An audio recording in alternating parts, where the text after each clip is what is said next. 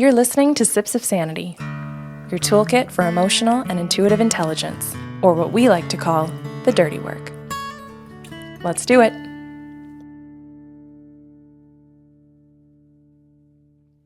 Hi, Kelly. Good morning. This month on Sips of Sanity, we are going to discuss fear. Oh boy.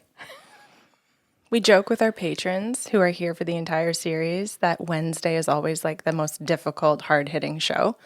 And I just feel like with the topic of fear, like buckle up. Yes, because it's going to be Wednesday from Monday to Friday. Yeah.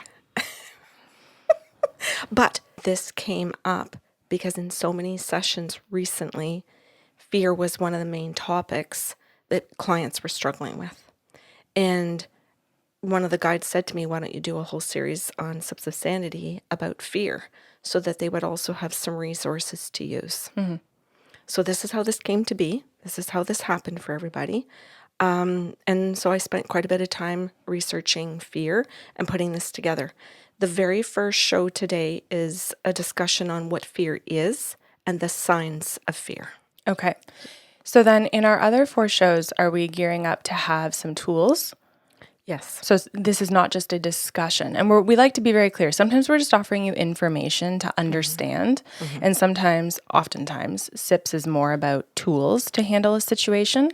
So if you're interested in that, obviously you can join us for the rest of the series. Yeah, I'm glad that you're bringing this up. And I also wanted to point out to people who are listening to us just for the first show in a series all the time, because it's free on YouTube, that if you go to patreon.com/the Sarlos, and get into our Patreon stuff, you're going to get access to the other 4 shows. But I also want to point out, with every Sips of Sanity series, you get a habit tracker and reflective questions that go with every single month. Yeah. So that you can listen to the entire series and then have more tools to actually help you work through it. Yeah. And you will also unlock all of our Sips of Sanity series since 2019.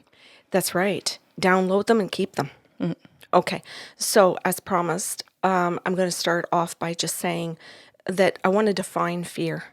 So when I looked up what fear is, it is an emotion on the emotional wheel. Mm-hmm. So I pulled up on my phone here the emotional wheel for people because I just literally want to go through the other words that you're going to hear under fear. So you can also right now hit the pause button if you want, or if you can multitask, imagine that, you could take your phone or another device and Google the emotional wheel so that you can follow along and see what it is. And I want to point out for people that there are different types of emotional wheels, there are charts, and there are different systems that go right down to being applicable for children. Mm-hmm. So if you're sitting here going, oh my God, I've got such a fear-based child. Oh God, I don't know how to cope with their fears all the time. But you may even struggle that I know where they get it from because I have a lot of my own. Then you can find these wheels of emotion that are applicable for kids as well as for adults. Okay, so basic understanding of what fear is. First of all, the basic definition that I kept finding over and over again is that it is an emotion and that it is a response to being threatened, to feeling that you are being threatened. And then, of course, in the later shows, we're going to discuss some things that you might perceive as threats or might, in fact, figure out they really are threats. Mm-hmm. So fears can be caused by perceived threats or by actual. Mm-hmm. And that the brain doesn't distinguish between perceived and actual threat. Yes. So for example, if anyone's like, can you kind of give me a for instance here? If you saw a tiger 10 feet in front of you, or maybe just in the vicinity, there's an actual threat, right? Like there is a tiger in front of you with no barrier. You are physically in a threatening environment at that point. Versus your boss looks at you a particular way and says, can I talk to you before you leave at the end of the day? Yeah. We have a perceived threat of, oh my God, am I getting fired?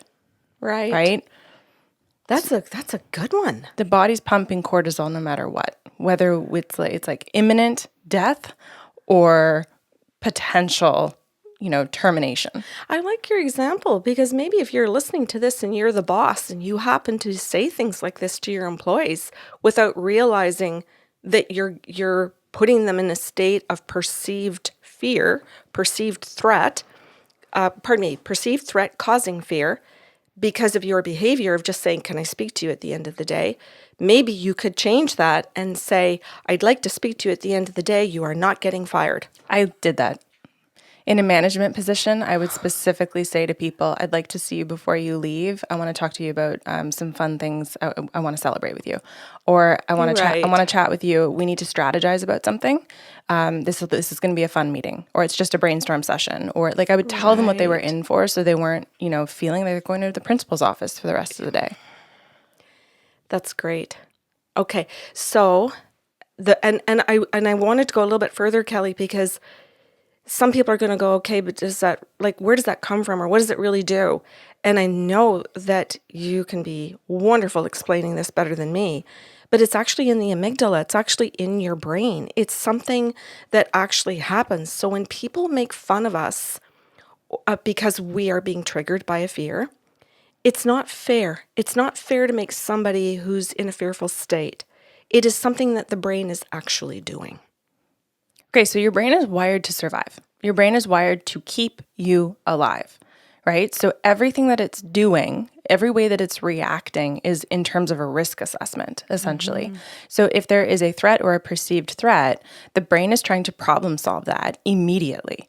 Now, what I want to do next, and why I had my phone on me here, is that I brought up the wheel for people who don't have access to something else and or don't have the time to do it or drive in their car. And I wanted to read some of the things that come under fear so that people can hear, oh, this is part of fear. So here's your fear. I just want people who are only listening to this to understand that Karen is actually rotating her phone instead of using the feature that allows you to rotate the image. Just so that you guys can laugh along with me and have this like endearing, she's 61 feeling. Okay. Do you know what I had just thought, actually? Why didn't I just take a picture of this so it won't rotate? Oh my God. Right? Okay, go ahead and read. But trying to problem solve. Okay, so under fear, we have words like humiliated, rejected, submissive, insecure, anxious, scared, ridiculed, disrespected, alienated, inadequate, insignificant, worthless, inferior, worried, overwhelmed, frightened, terrified. Now, and I wanted people to listen to this, Kelly, because sometimes they would think, oh, I just feel insecure. I wouldn't call that fear. I'm not fearful. And it's like, okay, but if you kind of go deeper, can you acknowledge that if you're feeling insecure about something, is there some aspect of it that you do have? Is there a place that fear does exist for you in some way? Fear typically exists first and foremost. It's the most basic response that our body knows to elicit, right? And fear is such an uncomfortable experience, such an uncomfortable emotion, that we typically have a very, very quick emotional reaction to fear, right? So based on our level of discomfort with other emotions, many of us will want to identify as sad instead. But fear sits underneath it, right? Some of us don't like the idea of being sad, so we go to angry. Maybe sad feels weak. Maybe sad feels, actually, I think weak is a great way to explain it. Not that I'm labeling it that, but people who typically respond to fear with anger, it's likely because they feel uncomfortable with sadness. Does that make sense? Yeah, Kelly, when you say that, I can think back to being a kid and feeling fear about something and having people around me make fun of me, ridicule me because I was feeling fear about something. And so I also felt embarrassed that I felt fearful. If I had a reaction of sadness instead of fear, I wasn't made fun of. Right. So I got that message. Don't show fear. Don't feel fear. Feel sadness. show sadness, people are going to meet your needs if you're sad. So now your needs will be met. Yep. Your needs won't be met if you show fear. Okay, so can I give a different example? Yeah. I know I've shared this before with patrons. You will often do certain mannerisms that is very similar to your sister who passed from MS and dementia. And when you do those particular actions, my brain reacts so quickly with fear. And I know that sadness is the next emotion, but because I feel like it will be unending sadness if I actually stop to think about the possibility of that being true, that I immediately go to rage. It gets expressed as anger that you're doing something when really what I'm feeling is deep, deep fear that this is going to be our future. Yeah. Right? So I skip the sadness part because I don't think my needs could be met if I reacted to fear with sadness. So I choose anger. But I choose it in such a quick, non-conscious way that it's happening in 0.5 of a second. Yeah. But again, we're trying to illustrate that underneath all of this, the first reaction is fear because your brain is assessing risk. Right. How is this risk going to impact me? Yeah, yeah. That's a great example. Thank you. Okay, so and then the next part of our show today is to talk about signs of fear. Okay. And you're Signs that you're experiencing fear, Pardon me. not things that Yes. will elicit fear? No, that's correct. Signs that you're feeling fear. All right. Thank you for clarifying. Yeah, just making sure I'm offering the right stuff. Okay, so I'm going to go through some. I've got a list of some on my phone because there are different ones, and of course you can certainly add more as we go through it. And I'm hoping that people that are listening to this are going to sit there and go, "Oh shit, that's me. I bite my nails." As we go through the list, or maybe you're just sitting here and you're starting to think of the things that create a fear in you, and you might sit there and start recognizing, go, "Oh God, I vacate, I go into cognitive dissonance. I just totally disassociate. As soon as I'm fearful of something, I go into dissonance." Right? Mm-hmm. Okay, so here are some of them. Increased heart rate. I think that's a no-brainer. I think everybody feels that because I think it's just part of what the body does in response to the brain sending out messages to the body. And I think probably somebody in neuroscience or in medicine could say yes. Pardon me, probably? Well, they're called physiological responses. Okay, good. Thanks. As well as changing in your breathing, sweating. So first of all, I'm just picking body things that I would say are physiologically automatic. Yes. Okay, they're good. autonomic responses. Okay, good. Right? Yeah. So, and that's different than things like fidgeting and, picking at your hair or your nails or your skin. So these are things that are happening in your actual systems of the body that you can't potentially control. Right. And I wanted to point out here too that there will be some people that have different diagnoses where when they are in fear, that some of their autonomic responses are heightened. So perhaps if you have a tick or you have some response that's automatic, a blink or whatever it is that your body already does it, may do it even more when you are in a fear-based state. And that it's not something you can control. And I'm pointing it out because sometimes if that's us and we feel embarrassed or somebody's picked at us about that or ridiculed us for it or punished us for it, that we want to try and control some of those things. But it's basically trying to say, stop sweating. Yeah. You're sweating more because you're scared. Stop sweating. Thank you. I didn't think of that. Yeah. And it's like, well, no. So perhaps if you already have a twitch, say your muscles spasms and that's, or your nose twitches or something, because it's a condition that you're living with. And now when you're you're fearful, it twitches even more. So it's called exacerbated. Thank you. Then if somebody comes up to you and says, "Oh, you're twitching more," stop it. That's irritating. Or makes fun of you. and makes fun of you for it. We just want you to know and to really feel it's a good time right now to love yourself and to set a boundary with those people to say, no, that's not something you get to say to me. Well, they're creating an even more unsafe environment that's going to trigger even more fear. Pardon me.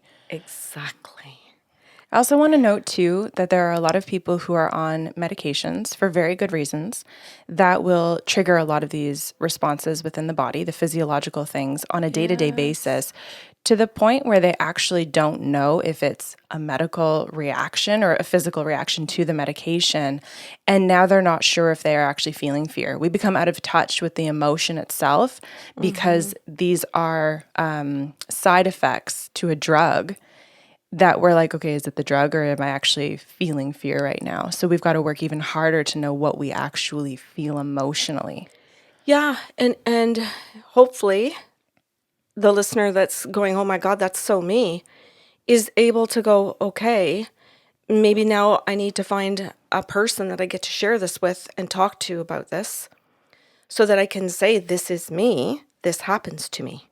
Hey, when I am fearful, my upper lip twitches more, or I blink more often, or whatever it is. Okay, now another one that is still in the autonomic system is your stomach, and how your stomach can respond to fear, and how it can just be butterfly feelings. It can be right through to cramping. It can be digestive issues. Sick, nauseousness. Yeah. And it's good. It's good to be able to go, okay, maybe that's what's going on in my body. And if I am living with somebody who is an unsafe person and I am living in a constant state of fear, even though that person might have ups and downs and be in good moods, but I am still constantly living in some state of fear at all times, that might explain why I have a digestive issue. Permanent digestive issue. And it's important to know that because you might think, why is my stomach bothering me now? I'm going to say ongoing. Because permanent Yep. is saying that you can't change it. Oh, And okay. I think what you actually mean is ongoing. Yes. Okay. Thank you. An ongoing issue because you might think, why is my stomach acting up right now? I'm out with my friends and I'm loving what I'm doing. It makes no sense that my stomach is acting like this. This unsafe environment that I live in, I'm not in right now. I'm out with my friends having fun. Well, your body isn't going to respond like that. So it's called chronic stress. Yeah. Just because you have an hour of a timeout from that environment doesn't mean you're not in chronic stress. Yeah, and the chronic stress is tied to the fear. That's the connection that we're trying to make here, is that being in a constant fearful state creates the chronic stress issues. So here, let's break this down. Living in an unsafe environment with an unsafe person is the stressor. And if that is constant, the reaction is chronic stress. Yes. Stress is the reaction to the stressor. Yes. Thank you for pointing that out, Cal. Another one is stuttering. And that you may have this, you may live with stuttering. It may become worse when you're in a state of fear. I love that. That just happened to you. What happened? A state. We're talking about stuttering. I know that's not the definition of it, but Yeah. So again, if this is you and you're living in a toxic environment, or your classroom is a toxic environment because of your teacher or because of a coworker, or maybe because they can't fucking ban assault rifles and you're living in a constant state of, are we going to be in an active shooter situation? Oh, that's such a good example. Because we do always go to the teachers, right? Because teachers have such power and control over their classrooms and the ability to influence young people. And we've got school systems and schools physically that are an unsafe environment because we can't regulate laws, or we refuse to regulate laws that keep our people safe. Yes. Oh, that is such a good example. So now, because laws won't give us a fearless environment, let's call it a fearless environment, meaning lack of fear, we can all be going into these schools, all students can be going into schools in a state of fear now. And so any existing condition that they have can be made worse on a daily basis consistently from junior kindergarten to graduation day. Graduation of university. Yes, because there's no end here to say we've given you a safe environment. There's no reason for you to feel fear anymore. We haven't done that yet. Wow, I didn't even know we were going to go there when I prepared this, but I'm so very glad that you brought that up, Kelly.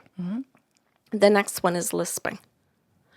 And I'm trying first to find things and to give suggestions and ideas where people can go, oh, I do. Does that get worse when I'm fearful? So, for example, say you have a lisp, and say when you feel when you're with your safe people, you don't lisp. Maybe it's non-existent. You're totally cool. You're fine. And your brain manages, because there's no fear, to get all the messages down to the muscles in your mouth, and you have no problem delivering. And then, say for some reason you're doing public speaking, or all of a sudden, in the middle of a great conversation with your friends, somebody brings up a topic that creates fear in you, because all of a sudden maybe you just don't know how to contribute to the conversation because you have no experience with this topic. And now you've got some fear. I'm going to look stupid, or I don't know what I'm going to say, or are they going to judge me? And now you're starting to lisp. And the last example I want to give in this area, Kelly, is muscles trembling, muscles tightening, just a response of your muscles. And that it's a natural body function that when you feel stressed, your muscles will respond. Okay. So that can be tensing, or that can be trembling. It can look different. Yes, because somebody else might just go completely limp. And other people are doing the exact opposite and tensing for something, right? So it's important for you to know what your body does. And it's important for you to know what your people do in response. So that, for example, say I go limp and you go tense. And you and I are both out at some event, and going tense is going to mean that you're okay, that you're going to manage to get through it. But me going limp isn't going to be so good because I have to keep my balance doing something. Then you might be able to go, oh, I know Mom's going to go limp because this is going to instigate fear. I'm in fear too, but I'm tense and I can handle this. I'm going to grip it and hold on to it. Mom's going to go limp. I got to make sure Mom's seatbelt is on. Or I got to say, hey, make sure you do up your belt. That can mean all the difference in the world in alleviating that person to some degree. And knowing those things about ourselves and about other people can mean that we take care of ourselves and our people in a much kinder way. Okay, Kelly, that wraps it up for today. Okay, so we're not going into the unique responses that we have in terms of our behaviors.